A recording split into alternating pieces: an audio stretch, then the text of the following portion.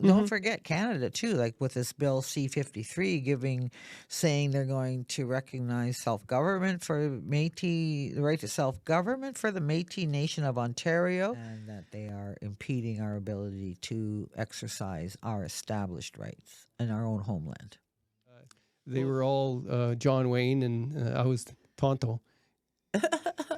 Because I was the outsider and nobody else wanted to be. We wanted to be the cowboys when we were kids. Yeah, everybody wants to be. Welcome to Small Town Times. Today we have Mary Laronde as a guest, and Mary and I go way back. We used to work together at the Union of Ontario Indians. That anything that I did say today is like, not as an elected member representative, but more as a communicator, I suppose, and my own personal opinions on a lot of things. An interested and involved member of that community, concerned about the issues you're facing. Yeah. And so because you're not a spokesman. I know I didn't get asked to do this by my community, so just to let you know that. But no, I you understand. can always put that in the preface or however you.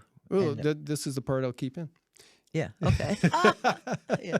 And then everything I said, don't listen to it. Yeah. Well, I wanted to have this discussion with you because I respect your knowledge and experience and you as a person and knowing that you're going to speak from a place of truth and honesty from your perspective, right?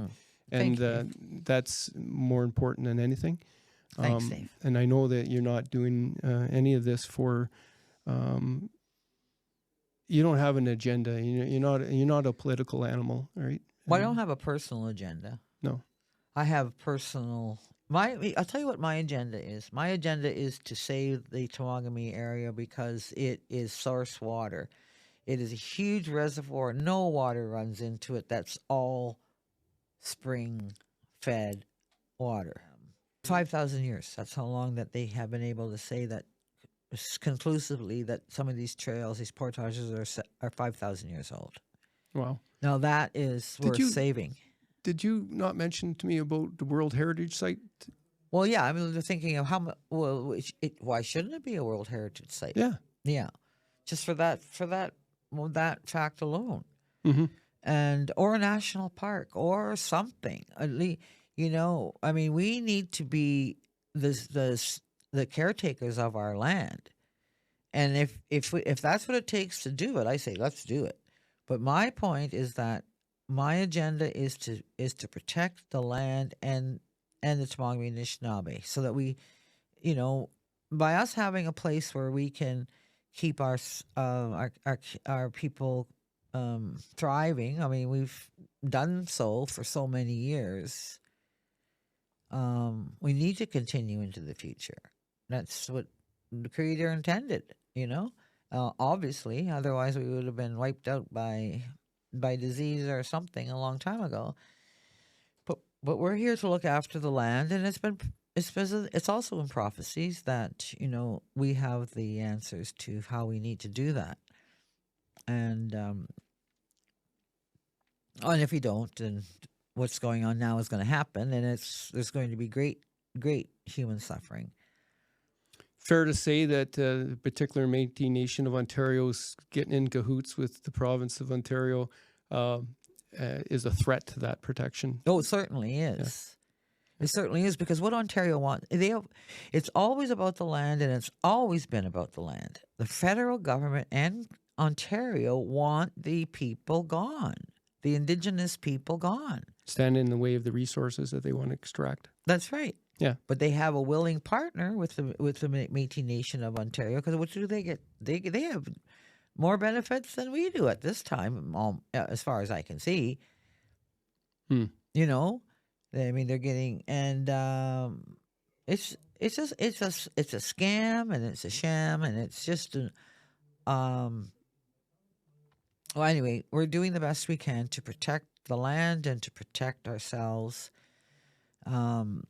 So that we have a Teme-Augama Anishnabai presence in the several thousand years going forward on our land, and it's beautiful, and it's valuable, worth saving, and very, very unique. As are the Teme-Augama Anishnabai. As I like to say, we're kind of like the holdouts. We have never signed a treaty. We've been. We wanted to. We wanted to, but they. And we haven't signed a treaty, and so I like to think of it like we're in the same position we were in 1764. Well, let's But we good. have a lot more people around us trying to take our land. It's always about land. You have to always remember that. Yeah. And the federal government and the provincial government is to get rid of the Indigenous people.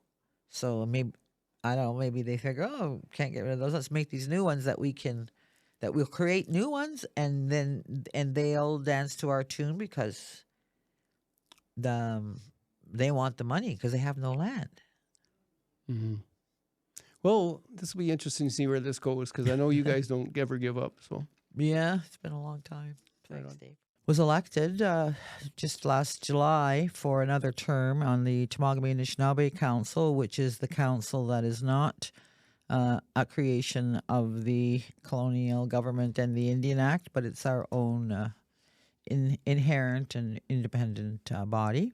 Mm-hmm. We were Teme-Augama Anishnabai before there were any European people here, so that's what we've restored and reclaimed. I guess I'm not really sure what the right word would be, but what we have invigorated that whole notion of inherency and who holds the inherent right, and it's the Indigenous people. The question around a lot of these things that you said in your introduction is what does it mean? What does Indigenous even mean? And in terms of the dialogue that's happening, discussion that's happening in the country on these things right now, like who's who and how do they get to be that way, right? So, yeah. You're all asserting traditional governance in the jurisdiction, right? Yes. And you guys done that really well summed up. Thanks, Dave. Yeah. Well, I think I borrowed some from your own documents. I've read some of your work, and an excellent communicator as far as and proactively asserting that jurisdiction, right? Mm-hmm. And that's what it's all about. Putting it to where it's supposed to be as far as perspective, governance relationships, as far as Yeah, and and even in the larger international sense of the whole Indigenous peoples, it's the right to self-determination, self-government, and those kinds of things, and how do those things work. And not that we're going to talk about it today, and I'm not really an expert on it, but I know that the Canadian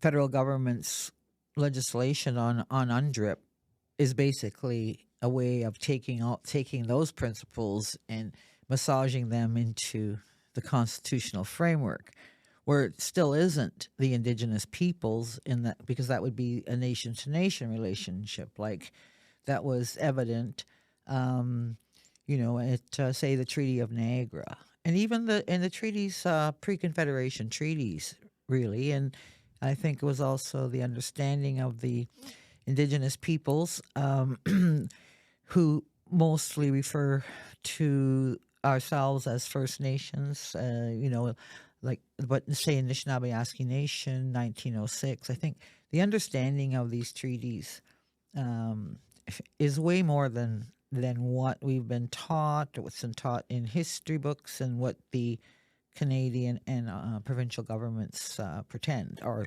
put forward, I should say. Well, I think the non-Indigenous people are getting a little bit of an education through the Robinson-Huron court case that went through, and the explanations of what the intent of that treaty was, and how it needs to be applied now, right? Mm-hmm.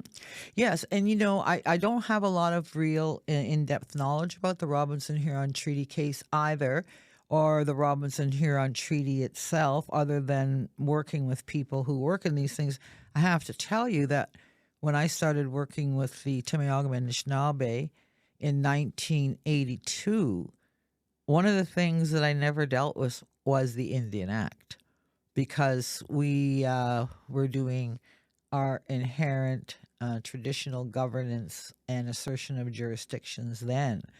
And I really didn't have a lot to do with Indian Act issues or the federal legislative framework our constitutional framework, really, and with regards to the Indian Act and reserves, I really didn't have much to do with that until I started working at the Union of Ontario Indians. And but I learned a lot there, of course, and on the Robinson-Huron Treaty.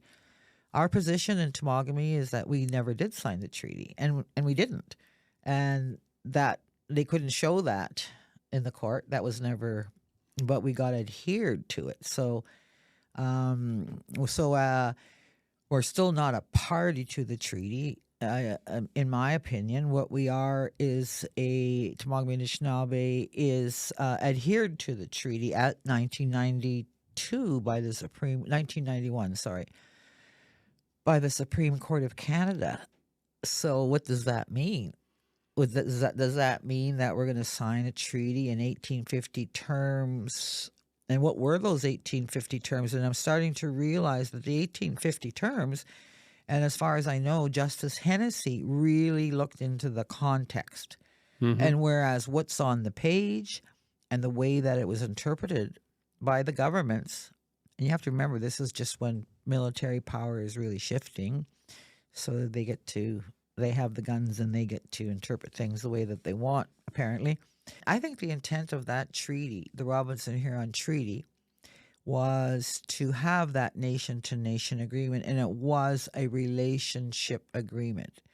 And it was also like a wily and wise, I guess, on the part of the Anishinaabe people who signed those treaties, because they had to make an arrangement with the settlers. I was told this incredible story by Alan Corbiere, who is a professor at York University, one of our a very preeminent scholar, historian, and he was saying that when Alexander Henry went along the North Shore, he was commissioned to go along the North Shore there and let the Indians know that the king, the crown, the great, had issued this royal proclamation, because they did that for the safety and security of the colonies, because that summer Pontiac had captured, I think it was 8 of 11 British forts in North America at the time. So he said, and that was because when Britain defeated the French, British just thought, okay, well, now we have everything. And so Pontiac's position was, well, you may have defeated the French, but you certainly didn't defeat us. And so that's in the 1700s. And 1763 was the proclamation, but it was the Treaty of Niagara the next year that was attended by all the, what they call them, the Western nations, with Sir William Johnson. That's when the treaty making took place, like that friendship and peace, Treaty of Friendship and Peace. And so why did they go? So before they went there, the chiefs along the North Shore had a shaking tent to ask the spirit, should they go, when they were invited. So the turtle, who is the spirit that brings the questions, answers the questions, flew to along the Great Lakes, and he went to Niagara. Should he go? And he's in the or is it an ambush? Sorry, is it an ambush? And so they asked the turtle if it was an ambush, and he came back and he said, the fires are lit and the kettles are on, and there's going to be a big feast, and it is not an ambush. It is, as you've been invited to a feast and a council, like a talk. And so then the next question they asked was, should we go? And so the turtle this time went along the Great Lakes and went past Lake Ontario and went up the St. Lawrence River and went all the way up to Montreal and there, and he came back, and he came back to the tent, and he said, you should go, and you have to make peace with these people, because there are more red coats coming than there are leaves on the trees, and you will never vanquish them. So I was getting a little choked up about that. It's funny. Every time I say that, I get a little, Anyway, That's all right. So, but I just find that very powerful. Yeah, for sure. There's a lot of history. Noah Allen comes from Manitoulin Island, eh? Mm-hmm. And very sacred place. Yeah, and so you see, one of the points I'd like to make for people, myself, I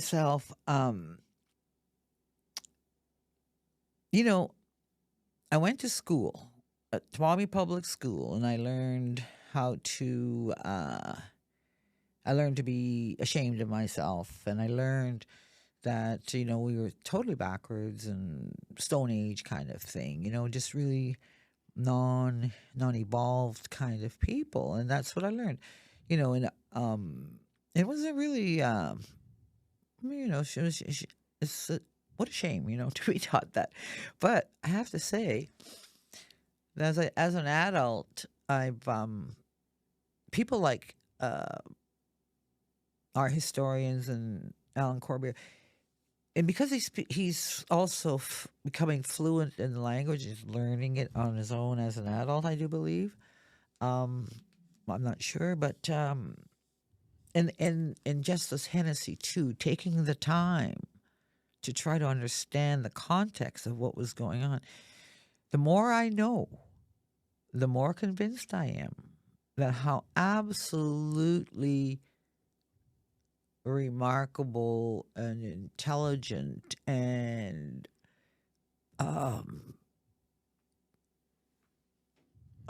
wise, I don't know, and astute, and all of those kinds of things that the Anishinaabe people were, and how that the way that we lived, while it might be a hard life in terms of the physicality of it, it certainly was a good life, because we had people living to 100 years old at the time that people in Europe were dying at like 32 was a long lifespan. And we had very old people, and the fact that we're still, after everything that's happened, we're still here, that culturally becoming more invigorated again in the traditional ways. In the language is probably primary to that, because I've been told all of the wisdom in it. All of those things are remarkable in the sense that so where we are today and what we know, or what's in the language, and what our elders and what our medicine people and our and know is so advanced, really, like really, really advanced, and so it's really remarkable, and I have to say that people like teachers like Alan Corbier and our elders that I worked with at the Union of Ontario Indians, at the Anishinaabe Nation, and people in my own community too, but mostly the elders at the Anishinaabe Nation. I learned so much. And then working with Gary in the 80s, my personal experience has been one of becoming very, very proud. As you should be. It's interesting that all the front-running podcasters in the healthcare industry, healthcare and self-care are advocate becoming grounded, finding peace, reducing stress, living off natural foods, being away from the hustle bustle of the rat race, living in the bush. Yeah. It's like walking on the ground. Yeah. Hugging, living with the trees. Yeah. Listening to the wind, like in the whole notion of vision quests and fasting and that whole sort of that world of silence and where you really are can communicate with the spirits. Even if you do, it might be an altered state of consciousness, right? With the fasting for like days and all of that. But I want to tell you, this is a really profound thing. I was just, because you see, when I talk about the turtle going and telling and all of that, and that communication with the spirit world, so I've had a lot of experiences listening to people talk about spiritual experiences like of that nature. But one of the people that I heard say this in a talk that he gave at the Royal Ontario Museum back in, I think in 1991, 92. I was asked to go there to be the host or the host, for an event, and it was called about people of the rainforest, really. But it was at the ROM. And the elder was Arthur Solomon, and the speakers were it was this panel one night. It was just a part of a small event in a larger museum piece on the peoples of the rainforest. So they asked me to come because of the Red Squirrel Road and all of the old growth that we were trying to, the natural ecosystems that we were trying to protect.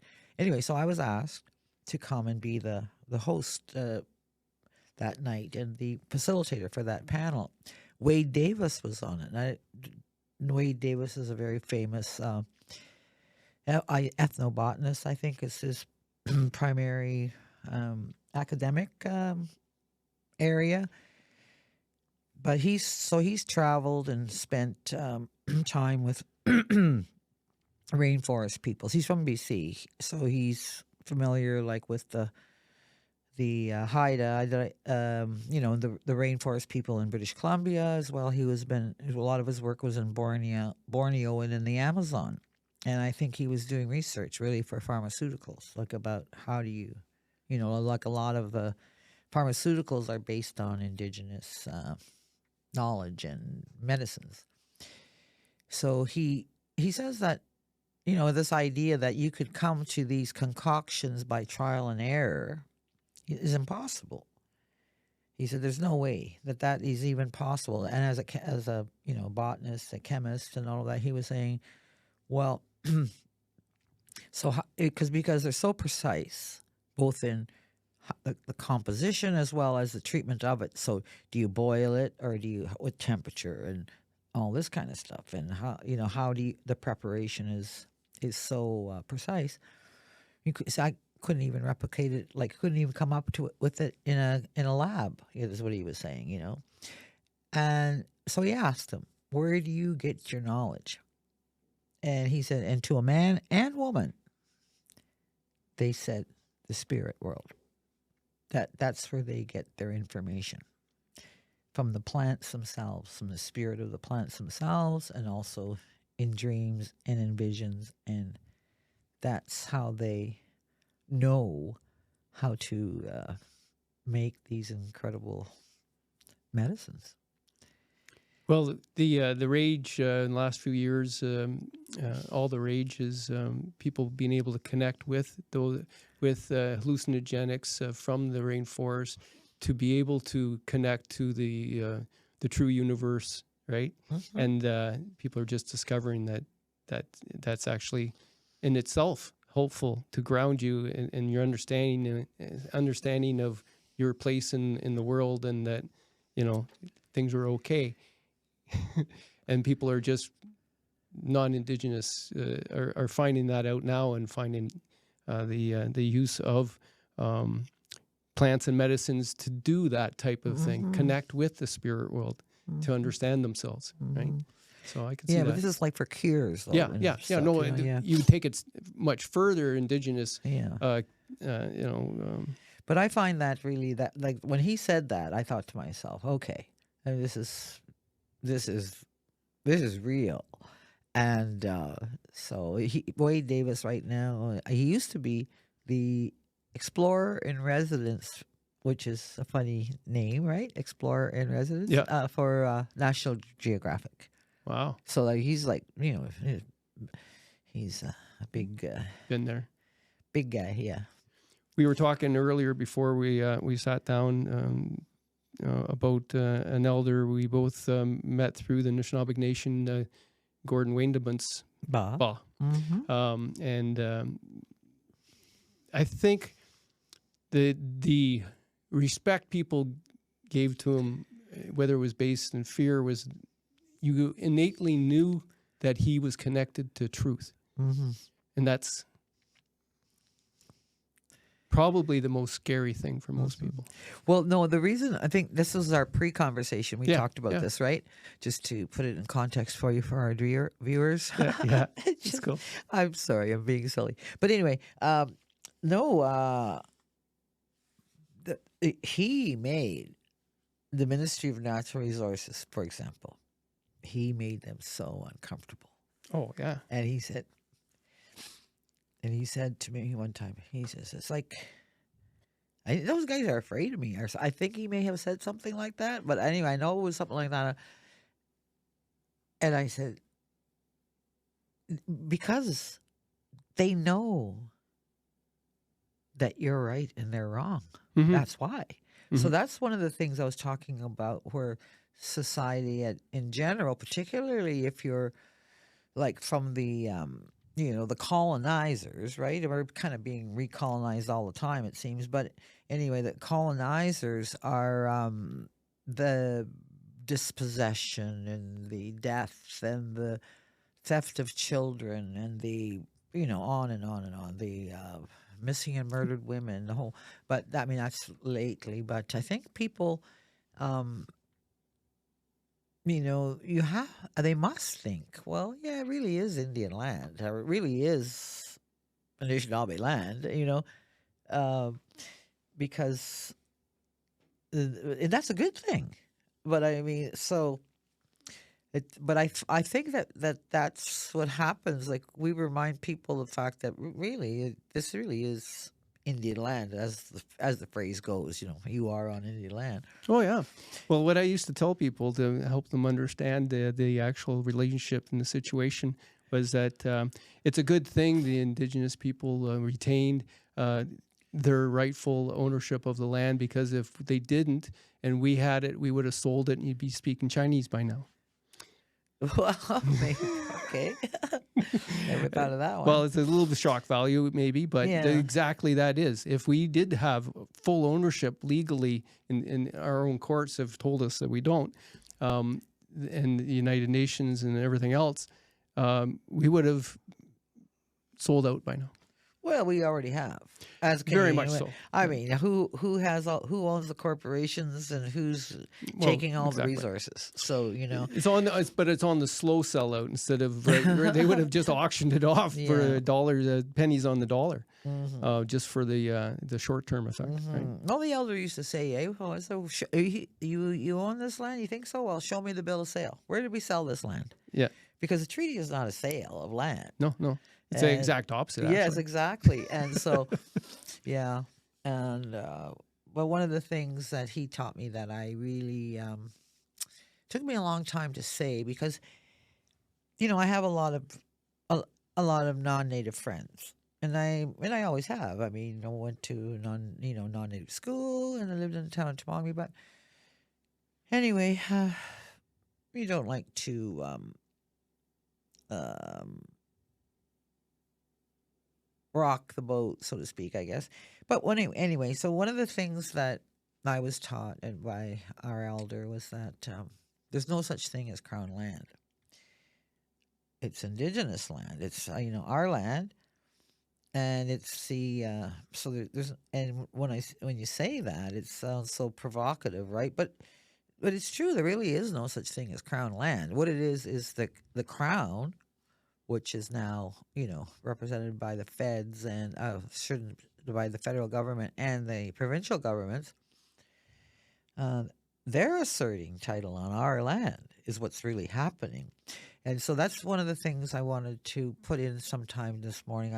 When I was thinking about coming here was that for me, the world is upside down lots of times. Like, you're living in this kind of like this, you're always being gaslighted because you live and you hear things and you're taught things in school that aren't even true. And so it's like this, it's this kind of, yeah, living in a world that's set at topsy-turvy. For example, a land claim. Native people or indigenous peoples have land claims. No, we don't. We have land that we're defending. It's the crown that has the land claim. And so that's the way that the narrative is just totally upside down. And so I think this is what we need to teach our children. We need to teach our children a whole new narrative. And that's one of the first things I ever heard when I actively went out to search for meaning for myself as a person. What does it mean to be Anishinaabe? What's that really all about? And my first elder was Art Solomon Baugh. And when I was at the University of Western, took a journalism program for a year. And I went to the Elders Conference, and that was the first time I'd ever been in that elders' teachings and this whole sort of cultural setting. And I met Art Solomon there, and then I went to visit him at his home because I was doing a little video project for my course. And I went to visit him in Killarney there. And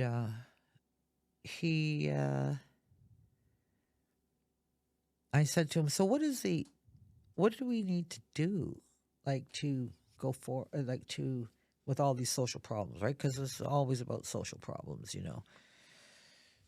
alcohol, children's aid, residential schools, traumatized people, really. Prisons, racism. Just us. Racism. Yeah. So what do we, how do we deal with all of this? He said, we have to internalize a whole new story. We have to change the narrative. Mm-hmm. And that's what I'd like to do, is to change the narrative, for our kids. And because I've been given that opportunity, I've been fortunate through meeting people like the elders, Elder Art Solomon, and the many other elders that I have been taught by,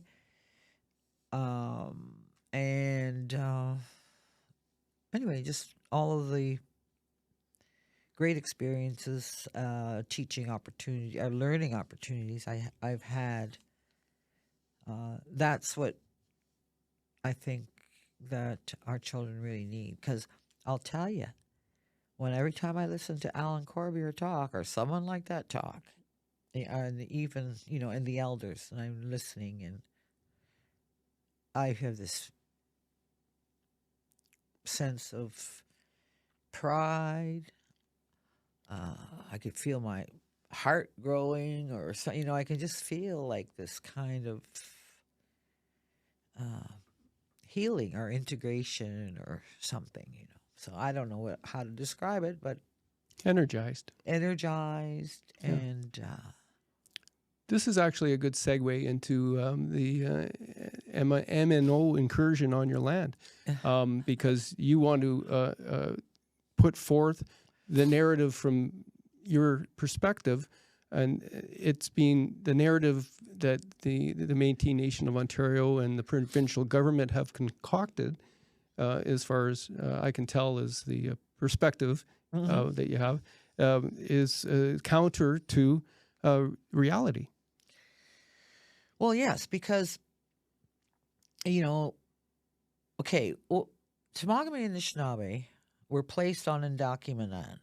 That was where the 7,000 years ago, probably 10,000 years ago, 7,000 years ago has been carbon dated kind of idea about with, the occupation of it. So when the ice age, when the glacier was receding, Ishpatina Ridge is the highest point of land, and that's where our creation story is. So So the people in Temagami, that's the oral tradition. That creation story is with those people who are still in that same place. Now, to me, that just blows my mind. So that to me is what, if you want a definition of Indigenous, that's it. So, okay. Over time, there were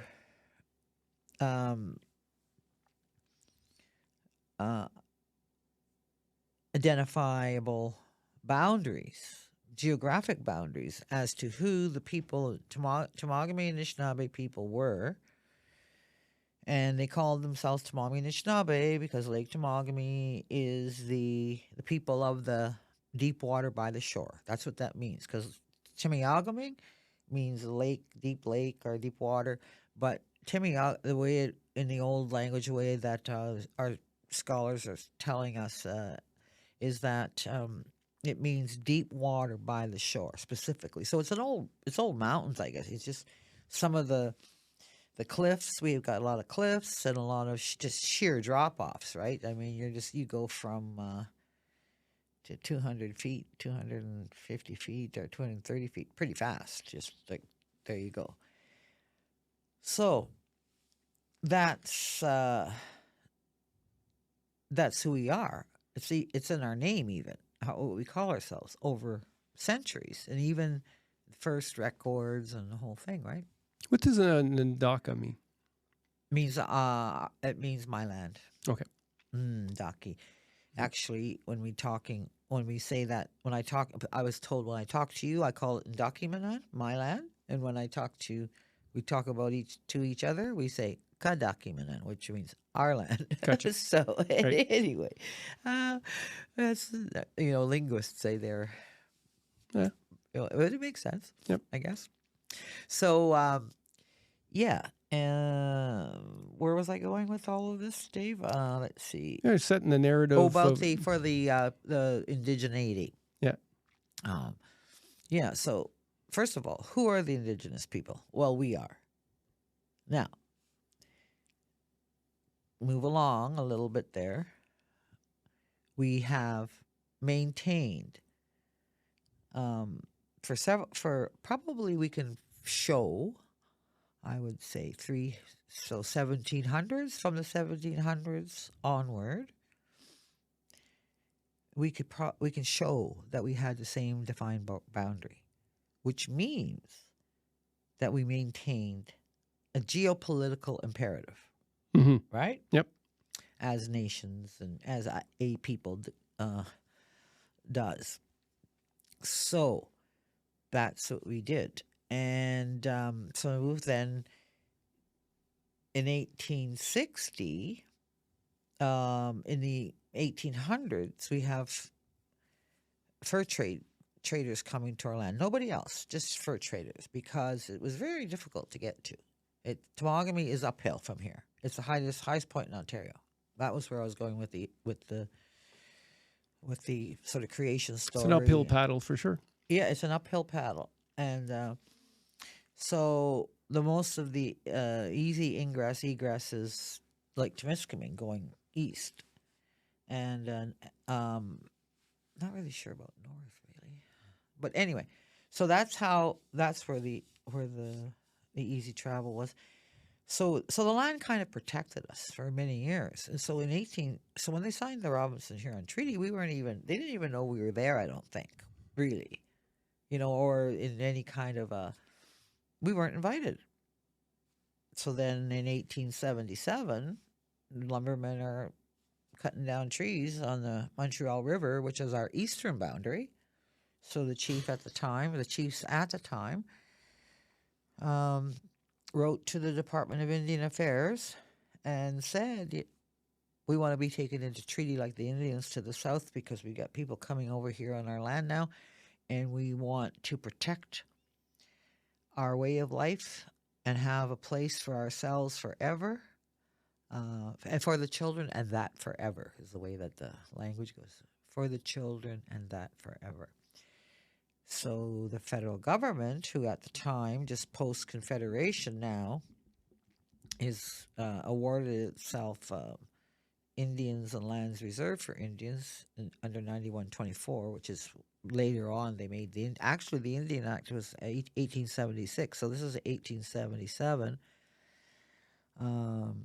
27 years after the treaty, the feds said, well, yeah, these people weren't there, so we got to do something about this, right? And so up until that time, though, we had adopted people from who were not Teme-Augama Anishnabai per se. And you have to, like, we have married in the Masabes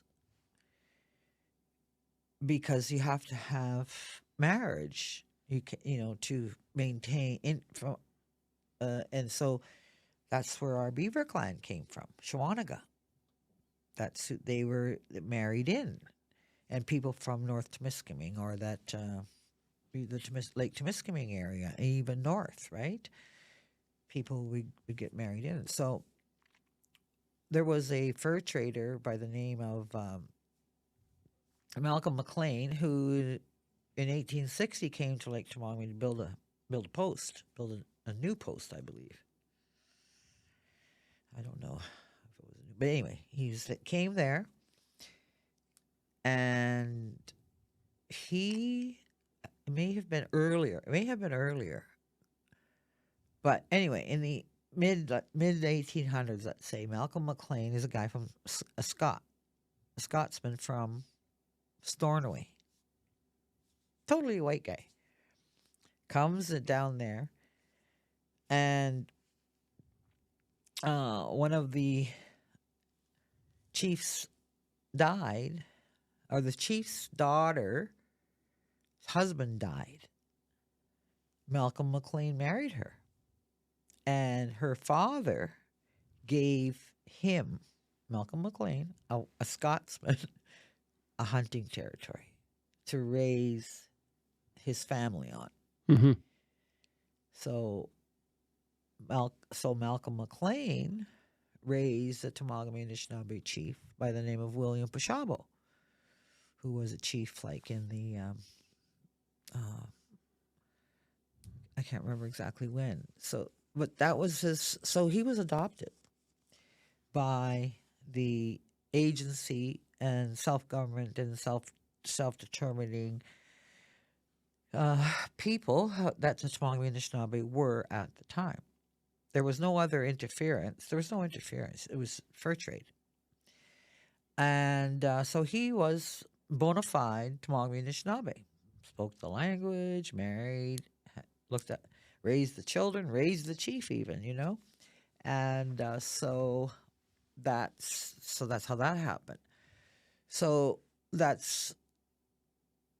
then later on we have people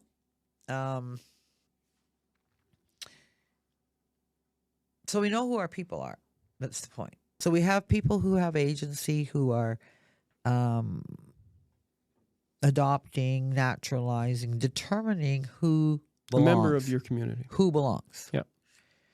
And this is accepted, and you can even see on the map that where his McLean was, and there was also Turner, was also a Hudson's Bay guy that came down I think it was 1860 when he came, and that it would be my my grandfather's people, and so that's what we did. And so when we wrote to the government that we hadn't been under treaty, they sent shortly after that,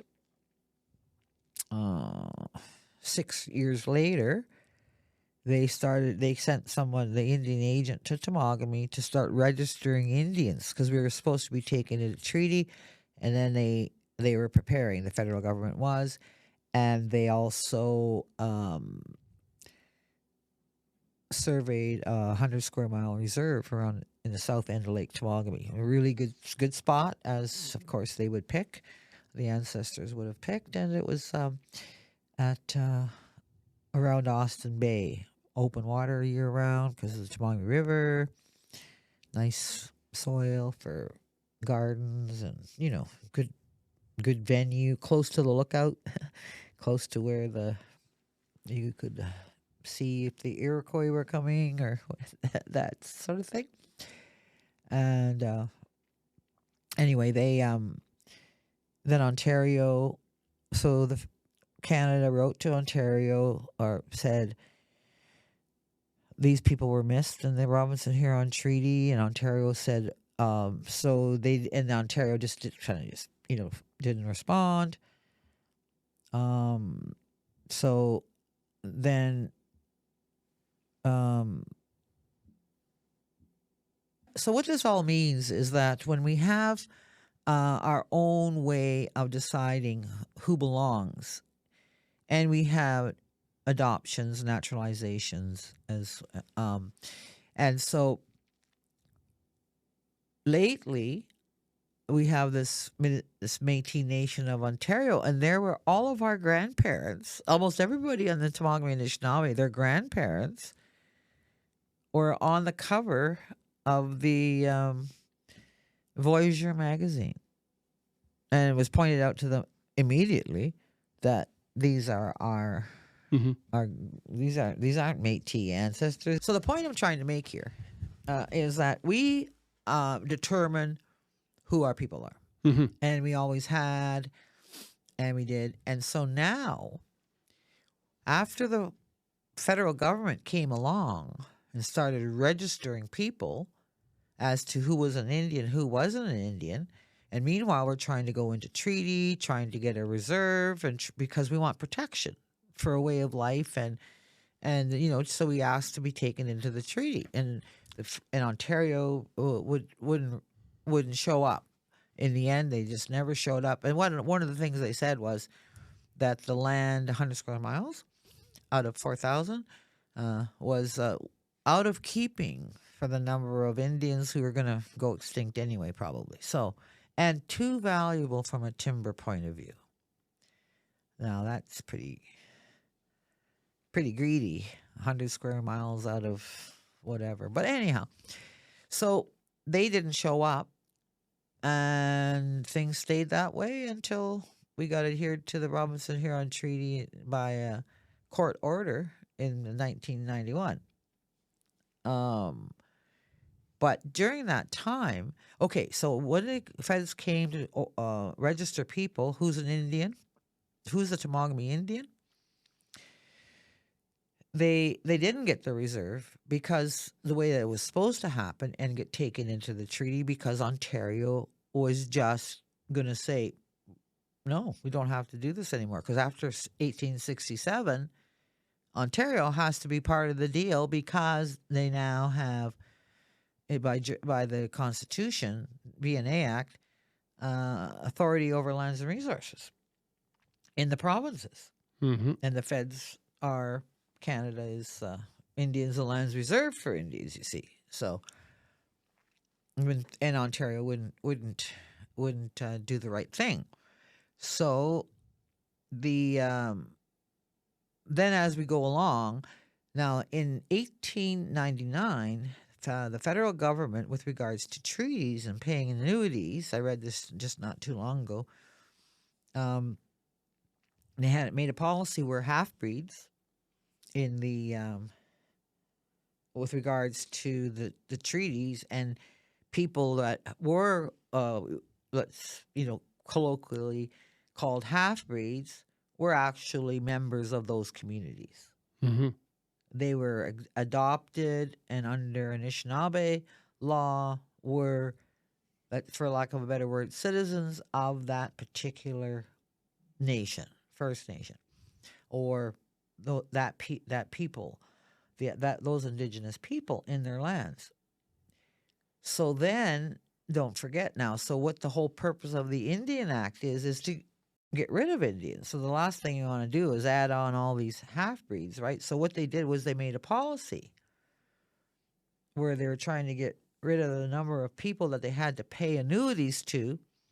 So the first people to go are going to be these people when they started making people status Indians. Now, treaty has nothing to do with status, you see, because treaties happened before there was status. The Indian Act had nothing to do with reserves. Reserves were created before there was the Indian Act, all these things. So what Canada, in effect, did then, when they came to Temagami, we had, I think it was 1907, we had been promised that reserve.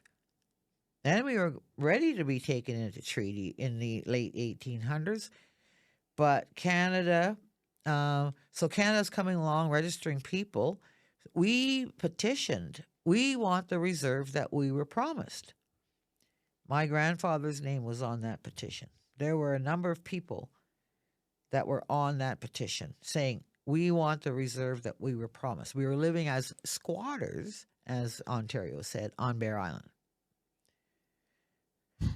So when they petitioned for the reserve, the paper that came back, I should have brought it. The paper that came back had all these X's on all these people, half-breed,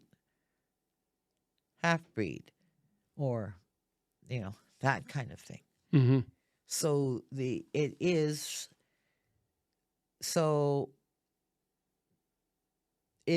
the interference. Now, that's a difference. So a non-status Indian is not the same thing as a Métis. Mm-hmm. So these Métis people today that are up there, they would never qualify for status that are on our land. They would never qualify for status because, as far as I know, first of all, okay, status and who belongs are two different things. So they wouldn't qualify for Indian status because their ancestors, like 200 years ago, they had a grandmother that was, from what I understand, they're French people, as far as I can make out. And they live in River Valley. They're French settlers, more or less, with an ancestor, maybe a few generations back. Well, so... Maybe that's a direct question. What's the difference between a Métis person in your mind and a non-status? What is the primary difference there? Métis are come from a community separate from an Indigenous community that had its own way of life and born out of the Red River, right? Well, yes, this is the point. In Ontario... Well, yeah, that's the Red River, but that's not here. That's in Manitoba. I know, but that's the beginning of the Métis Nation. But that's right. Yeah. Yeah. So this whole idea that if you have an ancestor who's Indigenous, then you're Métis is poppycock. What is the thing is, an non-status, the federal government created this category of people called non-status Indians. Mm-hmm. They had to leave the reserve. They had to live somewhere else. In Temagami, we had a community of non-status Indians in the town of, because they couldn't live at Bear Island when they didn't live on the reserve. Well, many of them Bear Island's a bad example for that because it didn't become a reserve until 1971. But anyway, so generally speaking, so you're not to have no status, you got to leave the reserve, right? So we have all these non-status Indians all of a sudden created from our people, who we heretofore had said, these are our people. And the federal government said, oh, no, they can't be Indians. They're half-breeds.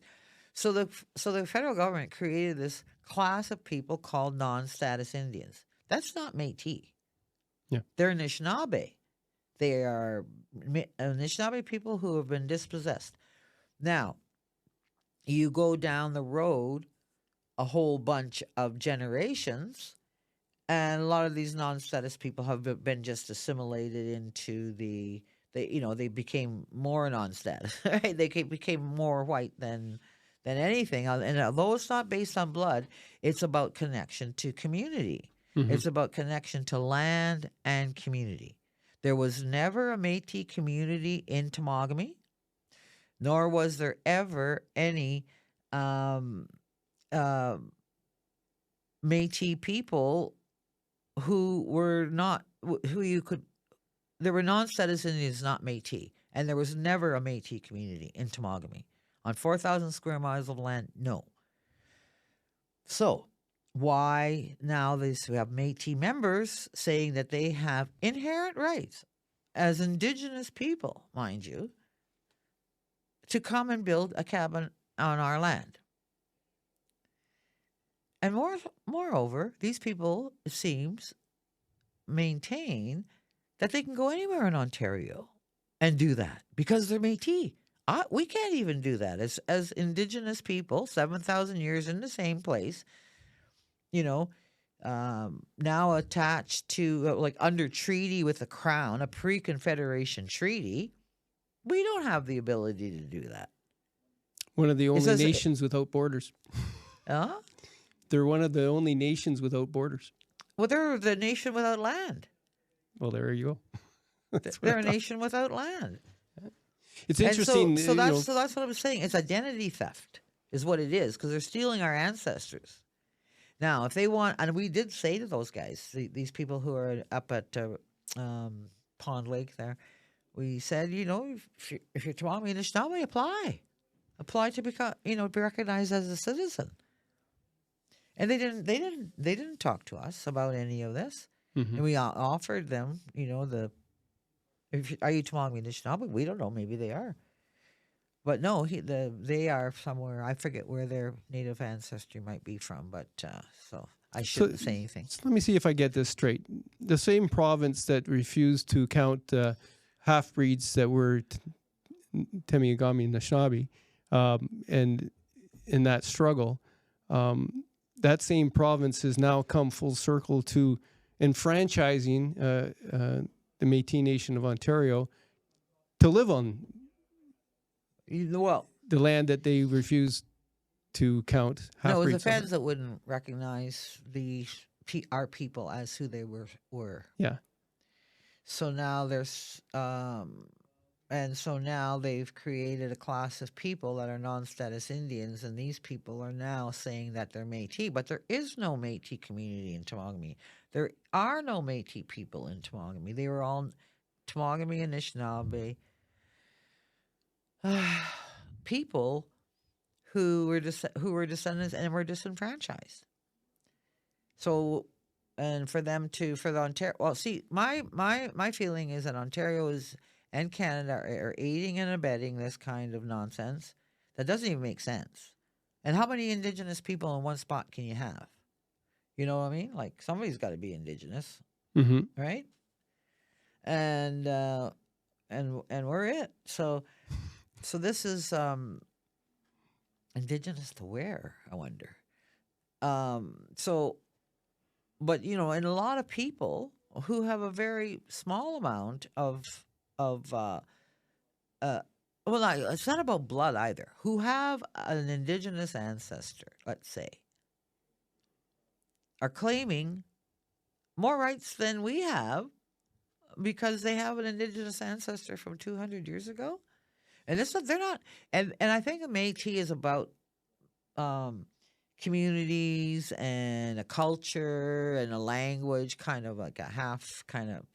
I don't know the language, but when they say thank you, it's Marcy, which is kind of close to merci, I would say.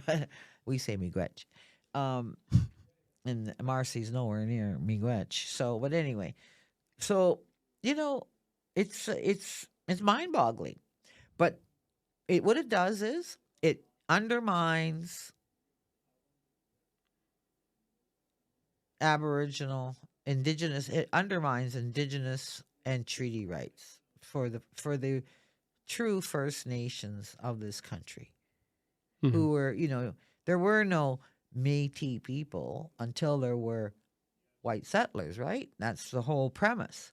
And they couldn't have never been Métis people if there weren't already Indigenous people here. Well, these Métis guys, I could see Riel, he had an army and all of that, and there were some rights obtained by them, and they did have a cultural, um, I guess they had communities and all of that, and I don't see, but they certainly don't have the same rights as the Indigenous people. And you have the president on the, saying things like there are no hierarchy of Indigenous rights. Well, of course there have to be. Somebody's Indigenous and they're not. It's like it's really scary. It's mind-boggling. So what I want to say about that, the Métis then are, this is a threat to our rights. They're claiming hunting and fishing rights, they're actually making resource revenue sharing deals with the province. And the other thing the province gets out of supporting Métis, they get somebody to say yes to mining and all of these resource extraction, and It's a Trojan horse of corporate. yes, right. It's Yeah. and and as far as I'm concerned, the Métis Nation, for the most part in Ontario, Métis Nation of Ontario, as far as I'm concerned, they're basically Indian agents. Under the meaning of the Indian Act, like they're coming in and they're doing, they're coming in and, I mean, it's a way of watering down and making First Nations rights basically meaningless. Mm-hmm. It seems to be from my limited perspective of trying to follow some of the coverage from the APTN and the interviews with Saskatchewan and Manitoba Métis, actually not exactly coming in and totally supporting the Métis Nation of Ontario's way of going about things, right? Mm-hmm. Now, I haven't yet talked to somebody from the Métis Nation of Ontario about it, but from my understanding, I guess my perspective is a little bit informed from my work with the Union of Ontario Indians and studying a little bit of the treaties and understanding from people like yourself the perspective and relationships that governance. And during the 90s, if you remember at the Anishinaabe News, we were covering the beginning of the Métis Nation of Ontario's impact on such things. Is there a court injunction applied for? Or? Well, it's not an injunction. It's actually it's a lawsuit against the Ontario government and two members of the Métis Nation of Ontario for who built the cabin. Now, the lawsuit against the Ontario government is for a breach of fiduciary obligation and duty to consult, and also the breach of the fiduciary obligation to protect us because we have established rights.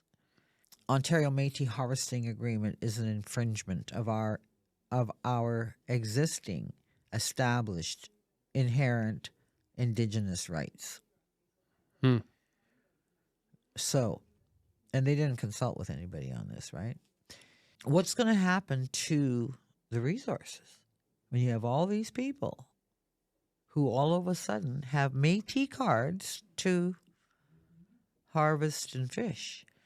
The only way that the Indigenous inherent rights for hunting and fishing, for example, the only way that those can be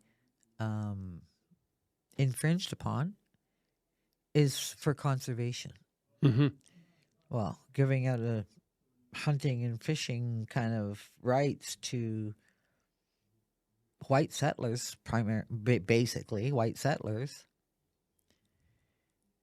is a sure way to get to the point where you're going to be able to take away the whole thing, the Indigenous rights from the Indigenous people to live the way that they live and to use the lands the way that they do. Yeah, you take away the wildlife, then you don't need timber. Well, yeah, and that's another way that it's happening, that there's not going to be any wildlife, is because of what's happening up there with the timber. Mm-hmm. It's still cutting old growth in Temagami. Yeah. And so, Temagami, we've been under such incredible duress for so many years, Mm-hmm. and yeah, we have a lawsuit against the Ontario government for infringement of our rights via the Ontario Métis Harvesting Agreement, Mm-hmm. and against the Métis for this nuisance cabin that they have, and that they are impeding our ability to exercise our established rights in our own homeland. Well, if you want a glimpse of the future, look at what's happening in Algoma, where there's possibly one of the only real true Métis communities and identified In through Ontario. court decision with the Polly case. Mm-hmm. My cousin lives up in the Sioux, and he's in the bush all the time because he's a hunter and a fisherman, and they have taken over what so many different lakes and spots, and encroached and pushed out the people from Garden River and Rankin, and had spots there. It's a bit of a cluster. Yeah. Of F. Yeah. Right. And yeah, and I think that it's actually premeditated by the government. Why were they were fighting so hard against Métis rights at one point? I'm sure they were. And then somebody saw the light. Yeah. That there could be a pond that they could use. Yeah. In their long term. Yeah. Right. And yeah, and that's one of the things that we said. We said if you would like, maybe you're going to suffer some losses. You suffer some losses here. We'll help you get your get compensated from Ontario if you wish, because basically we didn't say it in this long way, but we suspect that you're being used as a pawn. Mm-hmm. Yeah. It's. I could be convinced otherwise, but by the actions I've seen from my own provincial government and federal government, and the bureaucracies that I've known, and how they operate, and technically the legal system that's used for the corporate rating of resources. Yeah. Right. It seems to fit exactly what you're talking about. Oh God, yeah. And and the whole thing is that, so we didn't get our rights from the government. Yeah. The Métis did. That's the other difference here. What does inherent mean? What does Indigenous mean? What does inherent mean? Mm-hmm. Yeah. These guys have corporate. They made a corporation, signed up a bunch of people, and then they said, then they got rid of a bunch of people too. Did you know that? Yeah. Because they were just. I don't even know why, but well, their canoe was overloaded, so they needed to empty it out. Well, I don't know, because how did they get rid of people? Was it based on blood quantum or something like that, or? Well, if you follow the Algonquin treaty process and what's created some other issues there, and the needing to take a hard look at who was allowed to call themselves Algonquin, right? And then that's like. These are two really good examples here in Ontario of how convoluted things can become when Ontario gets to make the decisions about who gets to do what. Yeah. And what is Ontario? So the Canadian, so for the feds too. Don't forget Canada too. With this bill C-53 saying they're going to recognize self-government for Métis, the right to self-government for the Métis Nation of Ontario. Same thing with there's also Alberta and Saskatchewan, the pre-existing Métis Manitoba Métis Federation, for example, they're aghast over this, and even the Métis settlements, I believe, is in Saskatchewan, and are just saying like these are our people, like they're claiming our already existing members to our, you know. So the Métis are fighting against the Métis. If you know what That's what I was alluding to before. Yeah, the Fétis. Yeah. Yeah. That's Well, maybe next time we have a podcast discussion, we can talk about the gray owl and pretend Indians and then. Cultural appropriation. Yes, Yeah. let's talk about that. That'd be fun.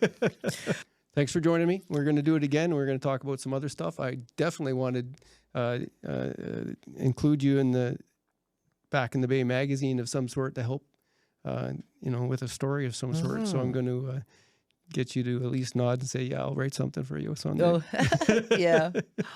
Okay. Maybe on Gray Owl. Well, you know what? I could, yeah, because you know what? I've finally realized I should write a good article on something like that, because I'd be able to publish it here, and then you can fix it up and sell it over there, and yeah, right? Yeah, you can get a lot of mileage on one. For sure. But Okay. anyway, I'll do that with Dave. And it's been a pleasure, and I'm glad that we have been able to remain friends all these years, Dave. So yeah, I'm proud to be your friend too. Yeah, thank you. I was really proud to introduce you to my son the other day, and when we were at the Burger World. Oh, that was cool. Yeah.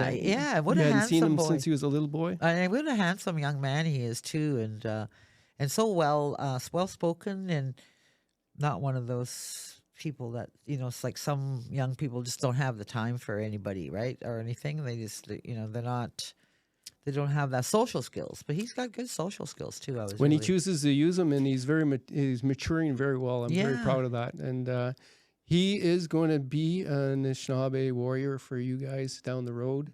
Oh yes, no doubt. Oh, right on. Not just physically as a true warrior, I think. Yeah. He's growing into that role. Oh, nice. Yeah. Nice. Yeah. Right on. Okay, Dave. Take care. Thank you. Miigwech. Thanks.